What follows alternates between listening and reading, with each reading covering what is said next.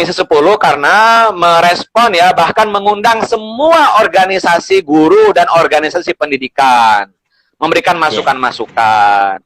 Nah, termasuk afirmasi itu kami menyampaikan juga ke Komisi 10 dan langsung ke Dirjen Guru gitu ya. Nah, kan afirmasi juga diberikan akhirnya kan, walaupun afirmasinya bagi P2G ini belum memprioritaskan guru-guru yang sudah lama mengabdi, harusnya dibuat klaster, tidak dipukul rata. Gitu. Kalau lihat rilis P2G kan sudah diberitakan cukup banyak ya, termasuk di Alinea, itu ada beritanya. Bagi P2G dari awal, afirmasinya itu mestinya berdasarkan lama mengabdi. Ya, yang kedua, mesti memprioritaskan K2, karena kategori 2 itu ya pasti lama mengabdi. Karena mereka sudah mengabdi sejak sebelum tahun 2005. Ya, guru honorer kategori 2 namanya. Ya, guru K2. Tapi ternyata dengan 2 tahapan P3K ini belum menyerap semua P3K. Semua K2. Berapa jumlah guru honorer K2, Mas? Kalau data BKN yang saya kutip tahun 2020 yaitu 121.954 guru honorer K2 yang terdata di Badan Kepegawaian Negara. Apakah semuanya terserap melalui P3K tahapan 1 dan 2? Tidak. Gitu. Ya. Karena banyak keluhan sebenarnya sih Mas soal seleksi ini. Maksudnya ada yang tersingkir karena tidak punya sertifikat gitu ya Mas ya. Meskipun lolos passing grade gitu ya. Sebenarnya masukan dari P2G itu sebenarnya sangat sangat membantu untuk adanya klaster gitu, sehingga seleksi P3K ini tidak menjadi dipukul rata gitu Mas ya. Artinya harus ada prioritas sebenarnya gitu ya Mas ya. Betul. Karena kekecewaan itu yang dari 2 seleksi itu masih ada gitu loh Mas. Maksudnya kalah terus nih, misalnya tidak punya sertifikat, tersingkir, nilai saya di atas gitu, lolos semuanya tapi gitu. Artinya mungkin dari masukan dari sebenarnya kami ya jauh-jauh hari sudah mengingatkan yang sudah punya sertifikat pendidik itu tentu sudah dinilai profesional. Ya enggak? Karena memang syarat guru itu memiliki sertifikat pendidik loh menurut Undang-Undang Guru dan Dosen. Nah, tetapi karena kondisi kita ini belum ideal, dalam proses rekrutmen guru P3K, bagi yang sudah punya sertifikat pendidik dan mereka sudah lama mengabdi, ya itu wajar mereka langsung lulus. Nah, ini kan persoalannya yang baru-baru itu loh Mas, ya. Yang baru 3 tahun gitu ya, atau yang baru selesai PPG, kan ada guru-guru kita yang baru selesai PPG prajabatan gitu ya, belum fresh graduate, baru lulus, kemudian mengikuti PPG prajabatan, belum punya pengalaman mengajar misalnya, tapi sudah punya sertifikat pendidik, kan juga berhak mengikuti P3K kan? Karena P3K itu untuk semuanya kan, termasuk yang swasta juga. Nah, jadi memang itu rasanya yang belum berkeadilan. Nah, terus bagaimana dong solusinya? Kami yang muda-muda ini, guru-guru muda di bawah 35 tahun, mestinya PNS, jangan P3K. Persoalannya adalah pemerintah tidak lagi membuka guru PNS. Gitu loh. Karena semuanya bukan dilokalisir ya. Semuanya desentralisasikan menjadi P3K.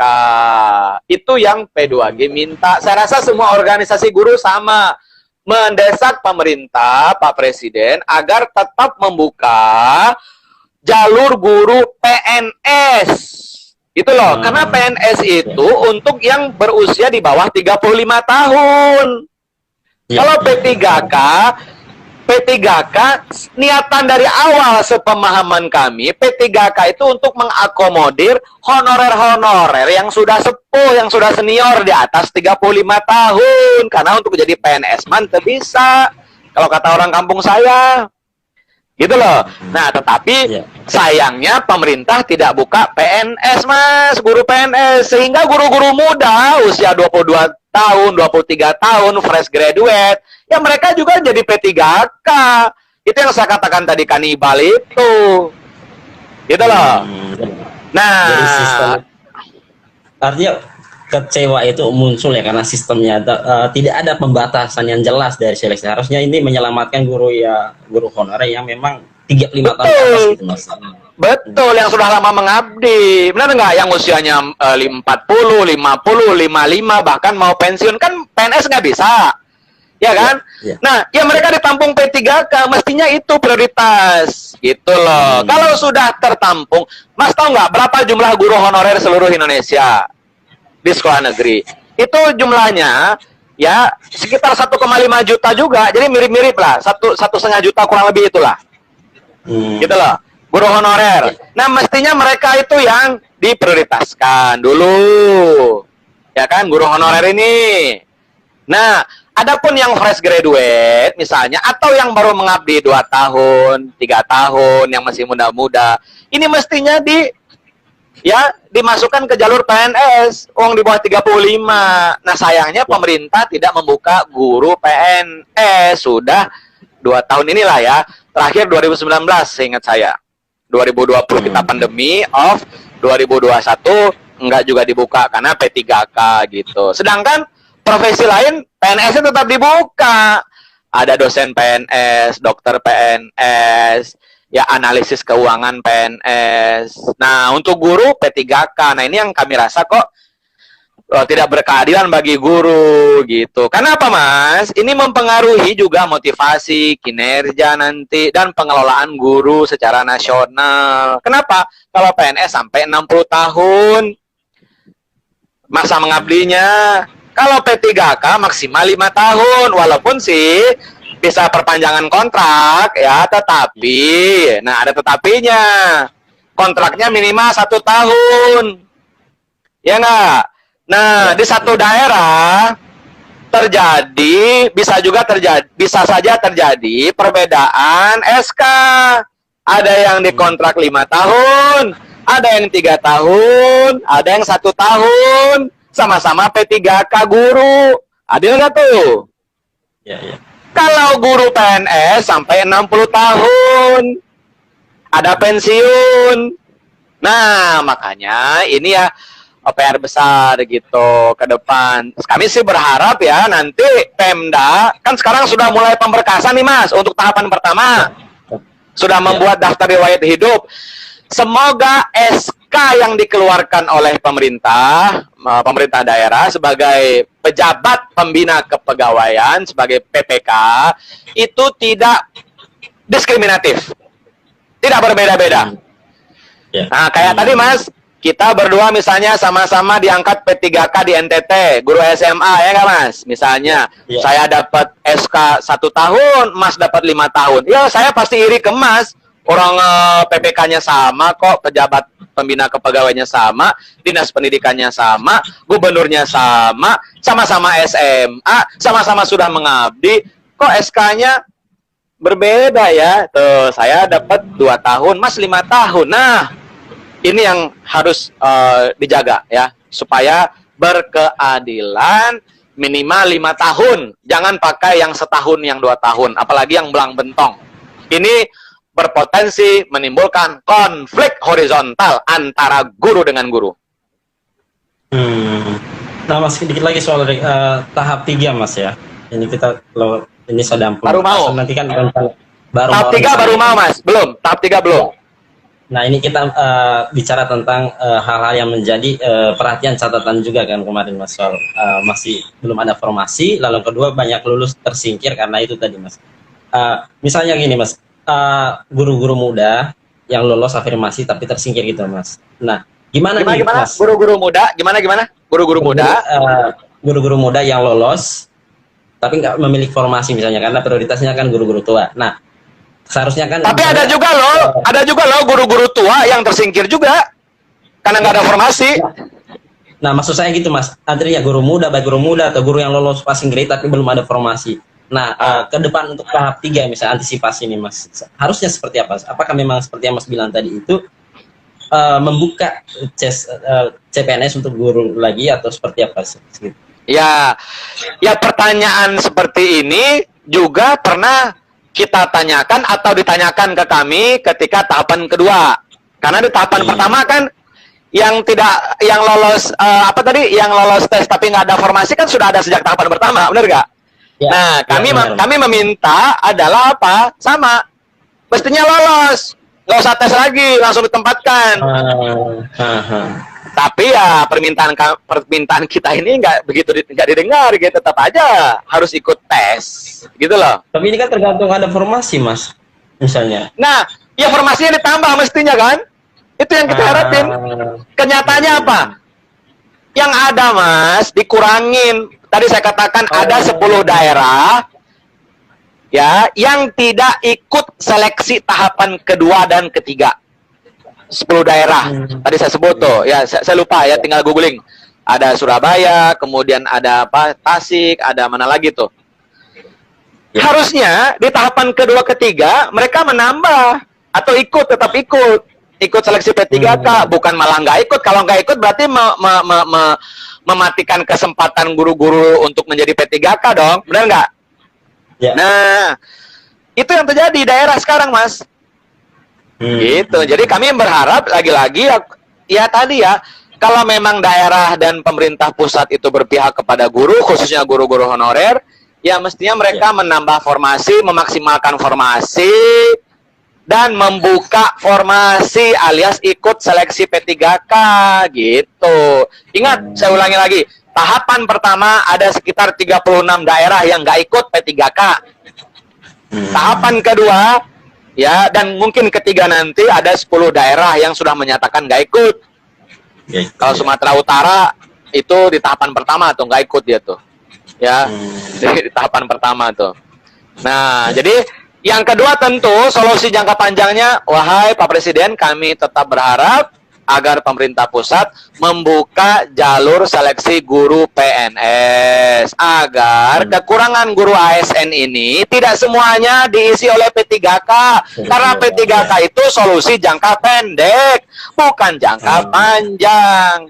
Yang kedua, solusi yang kedua atau yang ketiga dari kami, mengingatkan kepada pemerintah termasuk DPR balik kembali ke Undang-Undang Guru dan Dosen.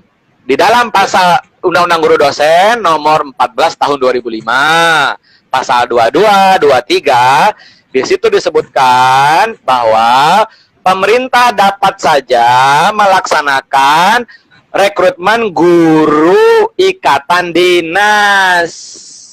Jadi PNS statusnya kayak dulu STAN, tahu ya STAN ya, kayak STAN atau sekolah ikatan dinas yang langsung PNS.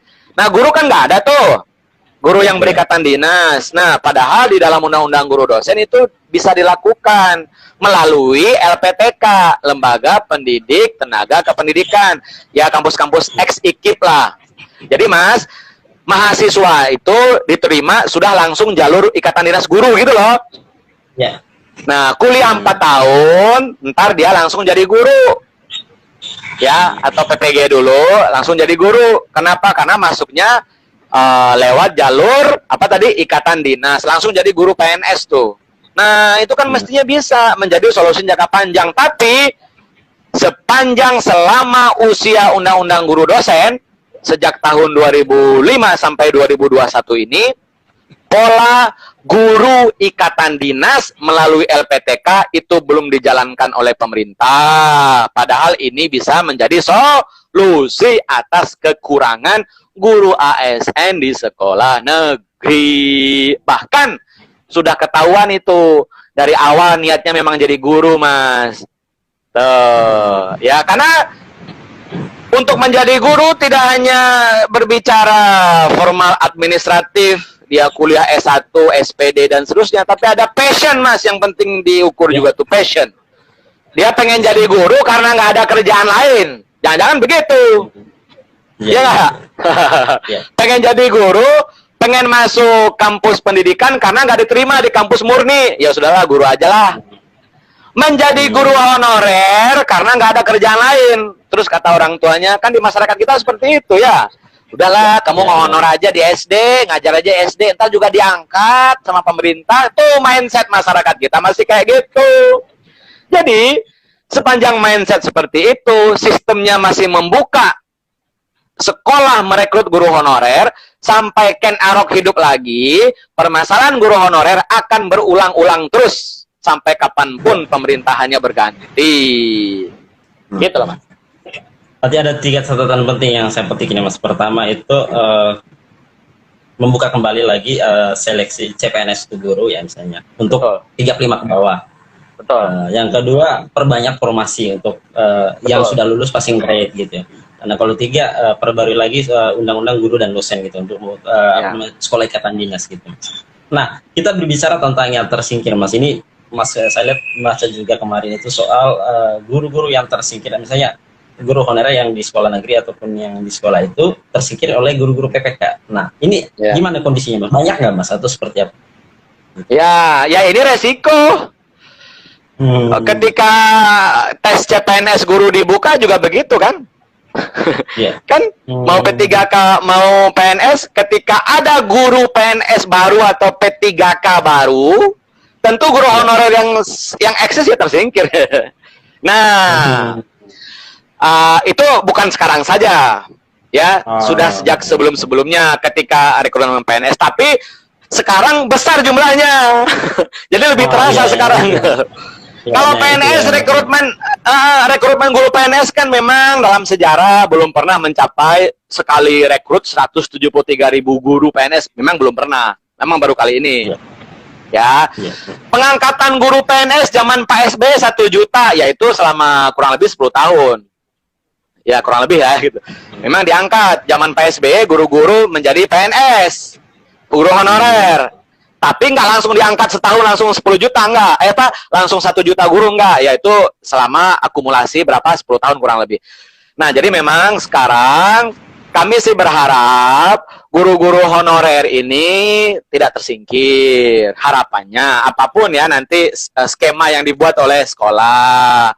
Tapi memang laporan ke kami, P2G, selama 2 tahapan ini, guru-guru honorer yang nggak lolos, dan ada P3K baru yang masuk, ya mereka tersingkir. Yang di sekolah swasta bahkan dibuat perjanjian. Nah, di sekolah swasta dibuat perjanjian, Mas. Kalau ada guru swasta yang ikut P3K, lolos maupun tidak lolos, mereka harus berhenti. Nah, yang kasihan kan yang nggak lolos tapi disuruh berhenti. Iya. Nah, kenapa? Karena sekolah swasta nggak mau gambling. Karena merekrut guru itu nggak gampang. Ya, mohon maaf ya, apalagi sekolah swasta yang ketat gitu rekrutmen gurunya, nggak asal comot gitu.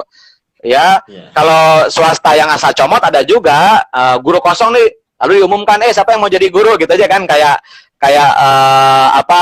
beli permen gitu kan, tergantung warnanya terserah aja pembeli gitu kan. Nah, kalau swasta yang dia selektif, dia nggak mau, Mas. Jauh-jauh hari sudah tercium ini baunya, Satriwan sedang mau ikut P3K, sudah mendaftar, langsung dipanggil, Mas. Bapak, karena Bapak sudah ikut proses atau Bapak sedang mendaftar menjadi P3K, maka Bapak keluar dari dari sekolah ini sampai nanti Bapak sudah mulai, jadi tetap mengajar sampai nanti sudah keluar SK gitu loh. Nah, ada juga yang lebih ketat, yang hanya mendaftar, ya lulus atau nggak lulus, ya langsung diberhentikan. Nah, itu nasib di swasta tuh, Mas. Kalau dia mendaftar lalu lulus P3K, ya wajar ya, dia meninggalkan sekolah swasta itu, benar nggak? Karena dia akan bertugas di negeri. Tapi yang nggak lulus juga ada. Nah, mestinya kami berharap sekolah swasta, yayasan swasta ya bersikap bijak. Ya kan? Jangan langsung mengeluarkan guru yang seleksi P3K karena dia belum tentu lulus. Ya? Belum tentu lulus gitu. Gitu lah, Mas. Oke, Mas. Nah, ini ada terkait 3 catatan yang dari Mas tadi itu untuk sebagai solusi, Mas. Ini juga sebenarnya menjawab keluhan dari satu daerah yang saya kutip di media tadi itu soal perlunya merevisi Permen nomor 28, Mas.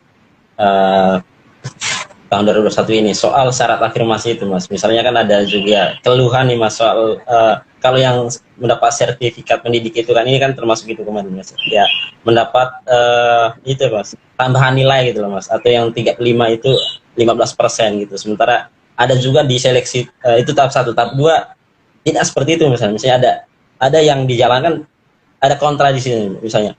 Ada kontra sebenarnya di sana gitu Mas. Menurut mereka. Artinya dulu syarat 35 itu ada tambahan 15%, tapi pada tahap kedua tidak lagi gitu loh. Maksudnya, sehingga banyak yang tidak lulus juga gitu Mas. Ya, kami setuju. Prinsipnya tidak merugikan guru, khususnya yang sudah lama mengabdi di atas 35 tahun. Kan begitu. Nah, ya usulan untuk merevisi Permen Pan RB, yaitu dari kemarin-kemarin, Kepmen Pan RB terkait dengan afirmasi. Karena bagi P2G, pola yang berkeadilan, skema yang berkeadilan yang tadi di awal kita diskusikan, Mas. Ya. Berdasarkan apa tadi istilah apa? Klaster. Iya. Bahkan kami sudah menyampaikan simulasinya ke Dirjen Guru, ke Dirjen GTK waktu kami diterima pada bulan kalau nggak salah Mei ya kemarin. Berarti itu sebelum tahap kedua ya, Mas? Gimana? Itu sebelum tahap kedua ya Mas, seleksi tahap kedua. Bukan, masuk. Dari P2G. Oh, itu dari usulan. Iya, bulan Mei Mas, jauh-jauh hari. Bulan Mei tahun 2021. Tahapan 1 aja belum. Gitu loh. Tahapan 1 aja belum. Nah, bahkan kalau di media kami sudah berbicara skema berkeadilan berdasarkan klaster dalam lama mengabdi ini sejak bulan Januari dan Februari tahun 2021. Itu bisa dilacak ya jejak digitalnya tuh. Nah, lalu kami diterima oleh Bapak Dirjen Guru Kemdikbud, Pak Iwan. Ya, kami apresiasi karena ya sebenarnya Kemdikbud membuka ya masukan-masukan tadi ya. Tapi kan kami memahami pada akhirnya ini bukan keputusan satu kementerian. Ya nggak? Ada Kemen Pan RB. Ya kan? Nah, ada apa tadi? Kalau terkait keuangan, anggaran ada Kementerian Keuangan. Nah, ada Kementerian Dalam Negeri terkait dengan dia P3K sebagai ASN. Ada BKN sebagai pelaksana. Ada Kemdikbud juga. Ada Pemda-Pemda. Nah, jadi memang tapi sekali lagi kami berharap kepada Mendikbud, Mas Nadiem, kalau memang berpihak kepada guru, sebagaimana yang disampaikan, apapun caranya, 1 juta itu mesti terakomodir, mesti terserap, kita tuntaskan, semua guru-guru honorer ini dapat tertampung menjadi P3K, khususnya yang senior-senior tadi. Gitu loh, Mas. Ya. Artinya P3K ini tidak menjawab semua ya Mas, tidak menjawab semua. Tidak. Ini hanya sebagai salah satu jalan sebenarnya. Tapi nama prosesnya itu masih belum sinkron, ada satu dan ini kita baru ya, semoga pendengar Alinea tetap menyimak dengan baik saya rasa dari tadi. Yang penting juga yang bisa menjadi diskusi kita next Mas, yaitu apa? Ya. Bagaimana pola pembinaan karir? Ini baru berbicara rekrutmen loh, kita belum berbicara pembinaan karir. Punya nggak dia pembinaan karir, jaminan peningkatan karir, pengembangan karir, P3K, uang cuma 5 tahun kok. Nah, punya nggak kesempatan yang sama dengan PNS, pengembangan karir, pembinaan karir, lebih tinggi? Bagaimana kalau kontraknya cuma 5 tahun, lalu maksimal 10 tahun, lalu nggak diperpanjang oleh Pemda? Nah, bisa nggak guru-guru P3K ini menjadi kepala sekolah, menjadi pengawas sekolah, pindah ke struktural, atau apa namanya profesi yang lain, maksudnya gitu ya, di pemerintahan untuk meningkatkan karirnya, seperti PNS guru. Nah, makanya kami dari awal mengingatkan bahwa P3K karena ini solusi jangka pendek, pemerintah ya jangan menutup mimpi, jangan membunuh mimpi anak-anak Indonesia untuk menjadi PNS guru. Orang-orang yang mahasiswa, saya dari LPTK ya Mas, dari keguruan juga S1 saya dulu. Cita-citanya sederhana, Mas. Pengen jadi apa? Guru PNS, bukan P3K, bukan honorer, bukan kontrak, bukan komisaris BUMN, bukan staf sus, bukan. Cita-citanya guru PNS. Sampai orang tuanya jual sapi, ya kan, jual kebun, tuh. Untuk apa? Anaknya jadi mahasiswa keguruan atau IKIP dulu namanya, atau LPTK. Cita-citanya sederhana, menjadi guru pegawai negeri sipil. Itu mindset masyarakat kita. Nggak boleh juga di apa namanya itu dibunuh, dimatikan. Oh jangan, jadilah pengusaha. Kalau jadi pengusaha nggak usah masuk sarjana keguruan, ambil tuh ekonomi itu, ya kan? Nah sekarang mereka menjadi honorer, menjadi guru honorer. Yang kita tahu lah, P2G sudah merilis juga data-data kami, ya, anggota-anggota kami yang gajinya itu, Mas, upahnya itu di bawah standar upah minimum regional kawan-kawan buruh. Makanya kami salut terhadap gerakan perjuangan kawan-kawan buruh karena mampu mendorong, mendesak lahirnya misalnya mekanisme tripartit antara pengusaha, buruh dengan pemerintah, menghasilkan apa? Badan pengupahan, ya enggak? Tuh, yang upahnya tidak ada upah buruh di Indonesia ini yang resmi dari daerah dikeluarkan di bawah 1 juta, nggak ada kan? Yang ada justru 4 juta, naik lagi, demo lagi, naik lagi. Lah guru, Mas, guru honorer yang mengabdi 10 tahun, 5 tahun, itu 500.000, 400.000, di bawah standar hidup layak. Padahal di Undang-Undang Guru Dosen dijelaskan bahwa guru itu berhak mendapatkan jaminan kesejahteraan gitu yang di atas standar kelayakan. Ya, ILO juga mengatakan demikian. Organisasi Buruh Dunia itu mengklasifikasikan guru itu sebagai buruh loh, jangan salah ya, ILO itu. Ya, International Labour Organization itu. Nah, tapi kan kenyataannya di kita kesejahteraan, nggak kesejahteraan lah ya, upahnya di bawah upah buruh gitu ya, di bawah upah buruh. Nah makanya, Mas, satu-satunya jalan apa, Mas, untuk meningkatkan kesejahteraan apa? Menjadi P3K. Walaupun dikontrak nggak apa-apa dah. Harapannya supaya P3K ini tidak menjadi penyelamat saja, Mas ya. Harusnya tidak ada diskriminasi antara guru-guru yang lulus seleksi P3K dan guru-guru yang PNS. Betul. Sekaligus menjadi motivasi untuk teman-teman lainnya yang masih muda, Mas ya, agar bermimpi untuk tetap jadi PNS ya, bukan P3K gitu. Iya betul, dan nggak bisa disalahkan juga katanya milenial ini tidak mau jadi PNS generasi Z. Ya kenyataannya itu sarjana pendidikan milenial berduyun-duyun juga menjadi guru P3K karena guru PNS tidak ada gitu. Nah, karena saya rasa profesi guru ini pengelolaannya berbeda, nggak bisa disamaratakan dengan profesi-profesi yang lain. Bukan ingin diistimewakan, tetapi kita tahu ada guyonan lah ya. Saya mendengar guyonan ini dari guru-guru besar pendidikan gitu. Di dunia ini hanya 2 profesi. Yang pertama adalah guru atau pengajar atau pendidik, dan yang kedua bukan guru gitu loh. Nah, karena semua profesi itu kan berasal dari guru kan, dibimbingnya kan oleh pendidik kan gitu. Nah, harapannya sebenarnya P3K itu lebih kepada ya jabatan fungsional untuk administrasi, bukan guru mestinya.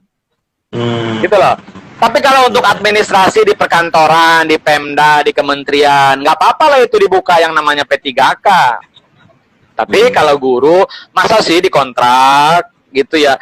Membangun keterikatan, hubungan, emosi, bonded antara siswa dengan guru itu tidak bisa setahun 2 tahun, Mas. Lah ini gurunya 2 tahun langsung berhenti gimana?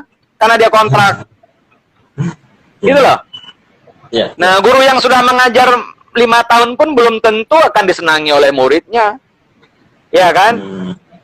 Karena membangun bonded itu, walaupun siswanya memang berganti, tapi kalau di SD kan nggak 6 tahun ya gitu misalnya, kita khusus di SD misalnya sebagai pendidikan dasar, ya itu membangun itu lama gitu. Jadi nggak mungkin setahun selesai, 2 tahun selesai, ya kan? Sebagai karena P3K kan kontraknya tadi ya minimal setahun. Itu aturannya yang berbunyi begitu. Makanya kami berharap Pemda-Pemda, saya rasa Pemda-Pemda berpihak kepada guru, maka guru P3K itu dikontrak jangan setahun, jangan 2 tahun, jangan 3 tahun. Tapi ya kalau berbicara aturan minimal 5 tahun. Makanya kami berharap juga bisa direvisi itu, Mas. PP tentang manajemen P3K, PP nomor 49 tahun 2018. Bahkan undang-undang ASN itu sendiri kami berharap direvisi ya, tapi kenyataannya kan enggak ya. Kalau merevisi undang-undang ASN katanya kotak Pandora gitu. Yang lain juga bisa direvisi terkait pemerintahan daerah gitu kan. Maksud saya hal-hal terkait dengan pengelolaan pemerintahan daerah. Undang-undang ASN kan nomor 5 tahun 2014 kan belum direvisi kan gitu. Nah, karena P3K itu ada di sana, Mas. Minimal setahun, maksimal 5 tahun kontrak itu ada di situ aturan itu. Dan turunannya peraturan pemerintah nomor berapa tadi? 49 tahun 2018. Nah, kami berharap itu semua direvisi gitu loh. Supaya tidak 5 tahun. Supaya tidak 1 tahun. Supaya tidak belang bentong nanti. Nanti kita lihat saja Pemda. Kalau sudah di SK-kan, keluar SK-nya, Mas, kita lihat. Ya. Jangan sampai di satu pemerintahan daerah, di satu daerah, guru-gurunya bervariasi kontraknya. Ada yang setahun, ada yang 5 tahun, ada yang 3 tahun. Nah, ini tentu ketidakadilan berikutnya. Iya. Ini mesti yang perlu dikawal ya, Mas, untuk soal Betul. SK-nya nanti. Betul. Ya, gitu. Betul. Sebenarnya banyak catatan ya, Mas, yang dari Mas sampaikan. Terutama juga soal itu tadi, Mas, jenjang karir yang perlu juga tadi itu, yang perlu kawal ke depan gitu. Dan mudah-mudahan ini juga memperbaikan untuk janji dari Pak Mas Nadiem untuk 2022 nanti ya, Mas, ada ya yang jelas 2021 gagal merekrut 1 juta. Jangan sampai 2022 juga tidak maksimal. Kita lihat besok berapa yang terakomodir. Kan yang tahapan pertama baru 173.000 ya. 173 ya. Nah, saya sih menduga besok itu ya dugaan saya semoga salah ya, lebih sedikit gitu yang terserap gitu. Semoga dugaan saya salah. Iya. Artinya kalau misalnya masih banyak juga berarti peluang untuk yang begini-begini juga akan masih ada gitu, Mas. Kalau misalnya tidak ada pembenahan terus gitu, Mas ya. Ya sampai ya ini kan sebenarnya political will dari negara ya. Saya melihat gejala pemerintah tidak akan membuka guru PNS setidaknya di periode kedua ini sampai selesai. Tidak akan dibuka guru PNS. Ini nih perhitungan dari kami ya, maksudnya bacaan dari kami gitu ya. Analisis dari P2G. Tergantung nanti berganti pemerintahan, tentu ada janji-janji baru lagi misalnya gitu kan terhadap guru. Kami akan merekrut guru PNS ya, mari kita catat. Akan begitu terus saja kan? Nah, nanti 5 tahun lagi, nanti ganti lagi gitu. Jadi ya lagi-lagi kalau negara tidak serius, tidak betul-betul berpihak kepada guru, saya karena kalau dalam perspektif pesantren itu tradisional itu ya nggak bakal berkah itu pendidikannya. Ya, nggak bakal mendapatkan berkat gitu karena gurunya tidak mendapatkan keadilan. Yang ada mendapatkan ketidakadilan yang berulang-ulang, yang direproduksi. Ikut tes P3, sudahlah honorer 20 tahun, 15 tahun berlomba-lomba ikut P3K. Ikut P3K nggak lolos karena nggak ada formasi. Nanti ternyata lolos P3K, dikontrak cuma 2 tahun, 3 tahun, maksimal 5 tahun. Oh, alhamdulillah saya diperpanjang. Oke, kontraknya diperpanjang, tapi tidak ada kejelasan peningkatan karir, pembinaan karir. Sama aja kan, jadi hanya berganti status, tapi ketidakadilannya itu terus berulang gitu. Siapapun nanti menteri atau pemerintahnya. Makanya kalau mau berbicara secara makro, kita harus punya blueprint pengelolaan guru secara nasional atau cetak biru, mau grand design, mau blueprint, terserah. Yang penting kita punya cetak biru pengelolaan guru, mulai dari rekrutmen, ya, kemudian pendidikan gurunya, kemudian distribusi gurunya, kemudian karir gurunya, kemudian kesejahteraan gurunya, lalu perlindungan gurunya. Tuh, semuanya mesti dalam satu naskah, satu dokumen utuh. Gitu. Kalau sekarang kan nggak, parsial kan kita mengelola guru kan. Ya, ya. Baik, Mas. Mas, tidak terasa kita sudah hampir 1 jam, Mas, membahas. Sebenarnya tidak banyak hal yang harus dibahas, Mas, gitu, Mas. Artinya, Ya, berbicara guru tidak habis-habisnya ya. Sama halnya dengan ketidakadilan yang guru peroleh, tidak habis-habisnya juga. Miris sebenarnya. Setidaknya apa yang disampaikan Mas Triawan bisa mencerahkan dan juga menjadi masukan, mencerahkan dalam hal ini untuk teman-teman guru muda yang mungkin kemarin tidak lolos karena belum ada formasi, ataupun guru-guru yang memang belum punya kesempatan ya, Mas, ya, gitu. Artinya ada sistem yang memang perlu dibenahi lagi, dan ada harusnya pemerintah membuka kesempatan yang baru gitu, atau kesempatan lain gitu loh, Mas, gitu. Betul. Baik. Terima kasih banyak, Mas, untuk waktu dan kesempatan untuk semua hal-hal baik yang sudah disampaikan Mas Triawan. Mudah-mudahan sekali lagi bermanfaat untuk teman-teman lainnya, para guru honorer, dan juga peningkatan kapasitas dari kinerja guru kita, dan juga masa depan guru kita yang lebih baik lagi.